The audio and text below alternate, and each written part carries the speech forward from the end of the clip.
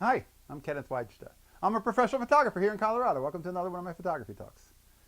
So today I want to talk about a series of photographs. You know, it's a real treat when you go to a place and you actually get an opportunity to make a whole picture story out of something that's going on. So I was just down in DC for a big conference that I photograph every year for a client, and while I was walking around the city, it was right before St. Patrick's Day, and there was a group of Irish dancers dancing in front of St. Patrick's Church. And that was really fun. It was a lot of color, a lot of people watching, and they were just doing this little dance. So I started photographing it. And most people probably would stop there. But then I went up the stairs and I photographed them closer. And then I went over and photographed the bagpipe player and the dancers from behind, with the crowd behind them. And then I photographed the crowd. And then I photographed a different angle of the dancers. And I'm doing all of this with one lens, the 20 millimeter on the Nikon D610. And it's such a great way to tell a story. It forces you to move around and to go find the story, but an element of dance, it creates an opportunity, of course, to create something that's visually photogenic anyway. And then to see people enjoying it, to watch the audience, to watch the bagpiper's face turn red. There's a lot of detail there. And that could have definitely been helped to have a 105 or a 200. Certainly you could do some close-ups. But since I was walking around doing some street, just walking with that 20, I just used that. So I'll put the photos in the links below. I ended up using it as a Roy Stryker entry, and it's one of those things where in 50 years, people may look back and say, you know, people used to do this like that.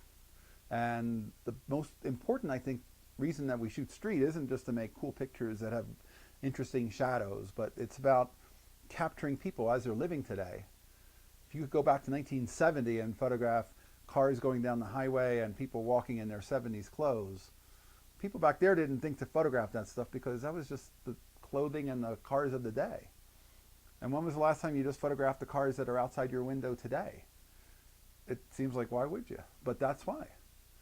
And to document a little bit of a traditional dance, that may actually still carry some of the same look in 50 years. But it was a treat to be able to work and create something out of that. I'm just walking around shooting street, photographing people passing. I'm looking for little stories. I'm a story guy, so I'm always looking for stories.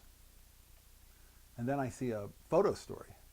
Now I have 5 photographs I can use in one picture story. Back at the newspaper I worked at, you'd often get a single photo for the space to tell a story. And there was a limit. When you only have one photograph to use and space for one, you photograph in a way that you only need one to tell the whole story.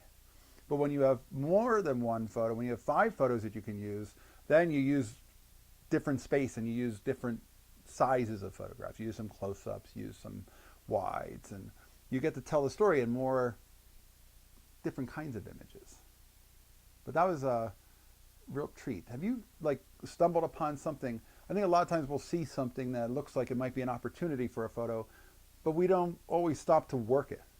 We don't always figure that, well, I'm going to go climb up the stairs and shoot from all the other angles because I'll be intrusive. But I wasn't being intrusive. I was just kind of slowly walking around and slowly walking in and taking pictures and stepping away. And I think the photojournalist in me feels like that's the access, that it's in public. You have access to do that and to go around. I'm not walking around with a phone. I'm actually walking around with a camera. So for what they know, I may be shooting for a publication, which in some sense Roy Stryker is. And if anybody had said, what are you shooting for? I would tell them, I'm shooting this for the Roy Stryker project. People love to have an answer when they ask you, what are you shooting it for? So always have an answer. That's so important. I remember years ago, maybe a year ago, I was at, you probably heard this, I was at an Italian festival in Denver, and there was all this gambling and people winning and playing games of chance and food and just lots of camaraderie. A great, great scene. I was photographing it like crazy. And somebody came up to me and said, hey, what are you shooting all the pictures for? And I said, oh, I have this documentary project. I shoot. It's published 3 times a week. It's called Roy Stryker. And he's like, oh, okay, it's got an answer. It's important to have an answer. So have an answer when you're working. What are you working for? What are you shooting it for? It could be a student project. It could be a personal blog. It could be a documentary series you're making. But the point is, have an answer. Not, oh, I don't know. I'm just, don't be awkward. Have an answer. And you can create it based on whatever you really want to do with those photographs. I'm just making it for my own personal album. That's okay too. But I love the idea that you can find a photo story and then it gives you, because that dance went on for a good, 15 or 20 minutes. And I don't know if I even left before it was over. I think they were still going. And that's the kind of thing where you can go, okay, how else can I shoot this? I shot the first photo, which is the obvious wide shot. Now what can I do? Oh, I know, I'll go over here. Oh, I'm gonna get the crowd. Oh. And sometimes the crowd looks at you like, who are you? But it's okay.